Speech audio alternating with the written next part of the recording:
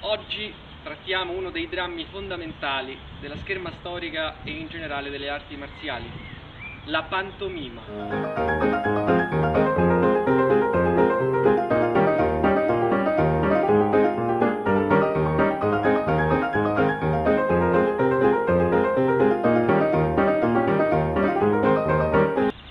Questo è quello che vediamo succedere sempre. 99% dei casi qualcuno pensa che le tecniche funzionino su degli zombie non pensanti. Poi ci si presenta sul ring, sull'arena, nel quadrato, dove volete voi, e non funziona niente di quello che avete provato in sala. Vi siete mai chiesti perché?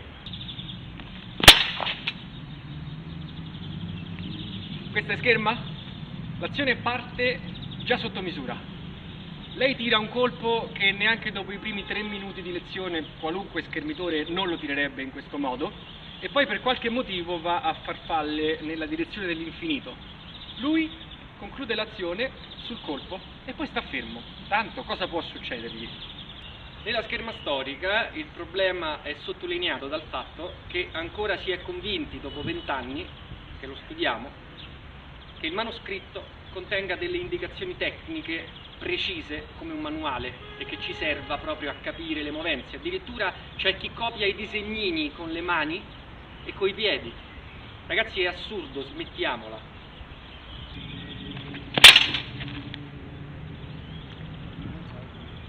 Ma commentiamo? Cioè, secondo voi questa è un'azione marzialmente valida? Cioè, lo zombie che tira sta fermo e lui che riesce a fare questo mentre lo zombie immobile aspetta il colpo che arriva.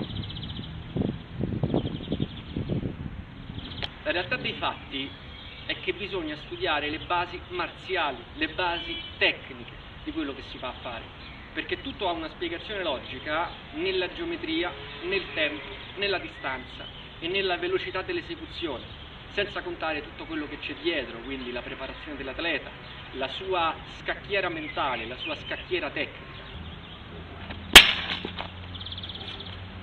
L'unica cosa che mi dispiace è che i miei allievi non riescono a farla male come si vede di solito.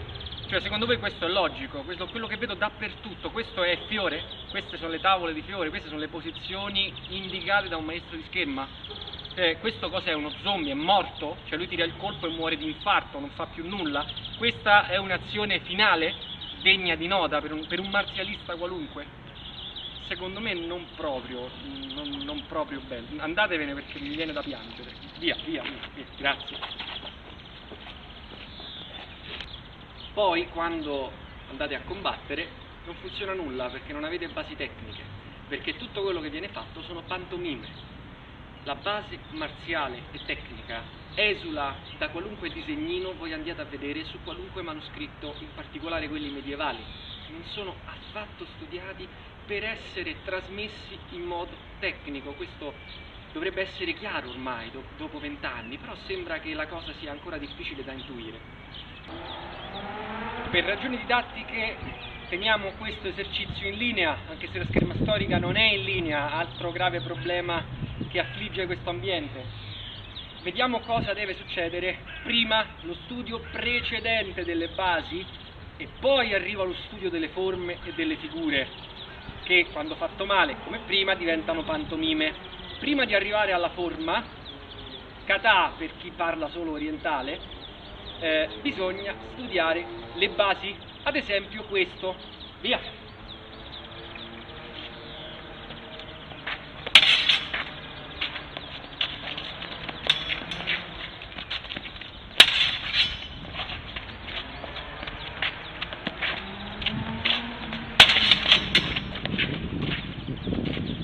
Vedete la distanza?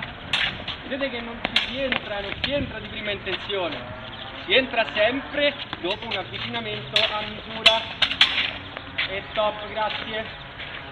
Saluto. Questo è un esercizio.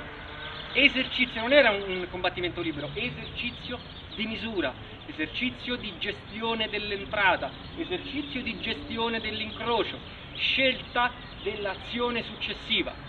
Poi ci sono le forme, altrimenti facciamo le pantomime dei manoscritti. Stop pantomima, grazie.